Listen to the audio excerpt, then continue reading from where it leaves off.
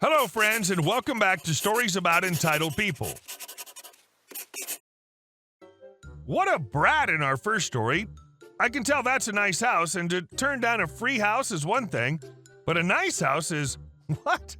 More details right after a short pause. So don't forget to subscribe to our channel if you're new here, and turn on notifications so you don't miss a new video every single day. Here we go. Free house is too small for a teenager. About 2 years ago, my wife and I had our third child and were looking to upgrade homes. Our home was a very comfortable 3-bedroom plus bonus in a nice area, fenced-in backyard. We accepted a nice offer and worked hard with the buyer to coordinate our closing to match the closing of our new home. Everything was set and ready to go.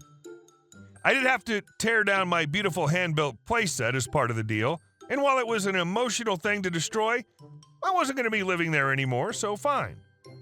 The last weekday before closing, we get a notification that the buyers want to do another walkthrough, and we need to leave the house. We kind of freak out because the place is a mess, boxes everywhere, totally unprepared for a showing, but we learn that the teenage girl who'll be living there hasn't seen the house yet and would like to see it. Thinking she's just excited about her new home, we agree. In our state, buyers can back out of a purchase very close to closing and just lose their earnest money, add due diligence check. The day after this surprise walkthrough and 2 days before closing, and the day after I rip the playset down, they back out. We get to keep the $4,000, but our closings are now screwed. We have 2 mortgages, the house is no longer staged, total mess. Why? We ask our realtor to find out. A sweet grandmother wanted to buy the home for her divorced daughter and only child granddaughter to live in, a home in a better school district, close to family where she can see them more often, and the mom has an easier commute. The grandmother and mom did all the walkthroughs while the granddaughter was with her dad, so she hadn't given any input on the house. Well, when she finally saw it, she was simply aghast. Her dad's house was way bigger and way nicer, and how could they expect her to live in this tiny 2,000 square foot house with her mother? Our second offer was about $10,000 lower than the first, not to mention 3 months of mortgage payments. The grandmother was out probably $5,000 or so in fees, deposits, appraisals, etc. And our second story. 2 turkeys? A good few years ago, I was a paramedic in the UK.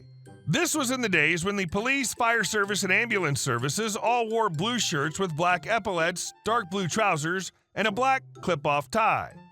It'd be easy to mistake us for one of the other services. Christmas was approaching, and I went to a local farm to order and pay for a small Christmas turkey, arranging to collect it on Christmas Eve. I was not in work clothing at the time, just in civvies. These were the days that there was just me and my wife at home, and I was rotated on to work Christmas Day late shift, so we were seeing family later in the week. I finished my early shift Christmas Eve and headed to the farm to collect my turkey. This time I was wearing my work clothes. I went to the little shop where everyone else was collecting turkeys, and the young lady sorting the orders asked my name and went off to collect my bird. As I was waiting, the farmer came out and saw me and asked if I'd come to collect the bird he was donating to the local police station as a sign of his support. I told him I wasn't from the police and was just collecting my Christmas dinner, but he was having none of it. He disappeared and returned with one of the biggest turkeys I've ever seen. I tried and tried to tell him I couldn't take it, but no seemed to fall on deaf ears, and no matter how I tried to explain I didn't work at the police station, I ended up leaving with my 5-kilogram bird and this enormous 12-kilogram bird. The next stop was the local police station. After all, the farmer wanted them to have it, so I drove down, parked up, got the turkey out, and went to the reception desk. The officer at the desk listened to the story and disappeared, coming back with the inspector on duty. His opening gambit was, "We don't want it." I told him, "Neither do I." But the response was, "You can just take any." My next idea was, okay, it's lost property and I'm handing it in. I thought that was a clever idea. They'd have to take it. No such luck. The inspector came straight back with, "It's okay, we know where it came from and the owner won't claim it back, so as you found it, you can keep it." The farmer wouldn't accept I didn't work at the police station, and the police refused the turkey. It ended up going to my mom's house, where it was put in the freezer and was donated to a local old folks home after the holidays were over. At least then it went to good use. And our last story. Karen screams at my apprentice till she cried. This story was both aggravating and hilarious. I need to share it. So some info. I'm a team leader of a group of fabric, poster, and flyer printers, web designers, and vinyl customizers. We're a small workshop of about 30 people, of which 4, right now, are apprentices. The crucial figures in this story are our young apprentice, we'll call her Zoe, my coworker and second in command, we'll call him Jeff, our store bouncer, we call him Roderick, the Karen, and me. So let us begin. It was in the middle of August. Zoe was working the counter and was dealing with customers for today. She wasn't new to this sort of work and actually enjoyed customer interaction, but she also never had to deal with a real nasty one yet. I was working in the printing station, Jeff was out at the lunch lobby taking his break, and Roderick was dealing with some juveniles painting the outside of the backyard walls again. We don't mind it that much since graffiti is also a form of art, but these people were just trying to draw testicles all over the already existing wall paintings. Enter the Karen. This lady waltzes into the store with a bucket of paint and an airbrush pistol, which even untrained eyes could see was already several years old. She goes up to the counter and demands a refund for both. Zoe checks the date on the receipt, and neither the type of the tool nor the color of the bucket even match what was on the bill. Not only that, the date of the receipt was already 3 months over the return guarantee. I was in the middle of instructing 3 of my coworkers on the next printing project when I could hear the lady yelling from the front desk.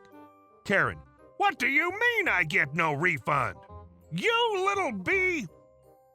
I instantly knew that this could be nasty, so I gave the instructions as clear but fast as I could. The woman berated poor Zoe with all kinds of nastiness, from calling her fat, dumb, to literally insulting her heritage and slight lisp in her accent. Worst of all, calling her a tramp freshly picked from the garbage, ready to be effed by any Turkish man who would demand it. No joke, her actual words. Jeff managed to get to the front desk before me. Zoe was running out crying towards the lobby. I directed Jeff to go and comfort her for now and let me handle the customer, and he happily gave me the stage. Jeff, all yours. I turned to the woman and placed my hands folded in a triangle on the counter. With an almost smug smile, I addressed her. Me. So, what seems to be the problem, ma'am? Karen. Your useless coworker B tells me I can't get a refund for this. I barely used it, and the color wasn't even what I ordered. Me. May I see the receipt? She hands me the receipt. Me. Ma'am, this receipt neither fits the tool you brought nor the color in this bucket. Karen. Yes, because they gave me the wrong color, and probably the wrong tool even. Me. So, you want to tell me that the cashier magically found the numbers of 2 items in their mind and scanned them from the packaging of the very tool and bucket you brought here? Karen. That's impossible. Me. And you used them and then waited 3 months past the guarantee date expired? Karen. How should I have known that? I was busy. Me. It's literally printed on the end of the receipt, on the box, and in the instruction booklet for the tool. Also, open paint cans can't be returned. Karen. You're making this up. Me. Lady, do you even know how cashier work functions? Karen. Of course I know. I'm a banker, you know. Me. And bankers have to use cash registers how often? Karen. Listen to me, you stupid bee. I have my rights. I want my refund. Now! Me. Of course, with the right receipt, and if you may purify this paint bucket while you're at it too, ma'am. My friendly tone and wisecracking personality truly got to her at this point. She begins smacking her purse on the front table, insults me some more, tears down one of our flyer stands and one of the cacti which we had standing there. Some of our other customers were now staring at her, but I didn't let it faze me. I kept smiling and being poisonously polite. Karen, you piece of crap, you can't treat me like this. I have my rights. Me. I'm aware of that, yes. Karen. I demand a refund. Me. With the right papers and... Karen. Get me your manager. I'll sue you. And that crying slug, too. This was the point where I slowly dropped my cool. Because I had enough of her, Roderick just entered, very baffled. I wave my hand, gesturing him to stay by the door. I pull up my phone, opening my other hand towards the woman. Me. Why, of course. May I see your ID? Karen. F no! Why would I give you that, you craphead? Me. Because the manager demands to know the name of the person they're going to sue for harassment and traumatization of their staff. Karen. As if. I'll get your butts fired. Me. Hello, police? Yeah, I would like to ask for an officer to come by, insert address here, to take care of a verbally aggressive woman which harasses my staff and disturbs the peace in my store. At this moment, the Karen realizes that I was the manager. She went pale. Not having noticed our bouncer blocking the door, she tries to walk out without a word. Arguing with him, she even tried to pepper spray him in order to get out. But Roderick had safety goggles on for just these sorts of situations, because we had to deal with these things like twice in our area now and wanted to ensure the safety of our staff more. Roderick pushed her away to the waiting area while I hung up with the police on their way. Me. Please, ma'am, have a seat. You can explain yourself to the police then and come up with a good story because this entire store is being surveilled. If you'll excuse me, I'll now take care of the people I could actually call customers, thank you. 10 minutes later, a duo of cops took the lady with them. She tried resisting arrest and really tried to spin a fabricated story to try and sue us instead, which absolutely didn't work. I ended up suing her for damages on the first rights of the human rights law, as well as property damage, and of course causing a scene in my store over a right she didn't have. The first one even being sued twice due to my apprentice's traumatic encounter.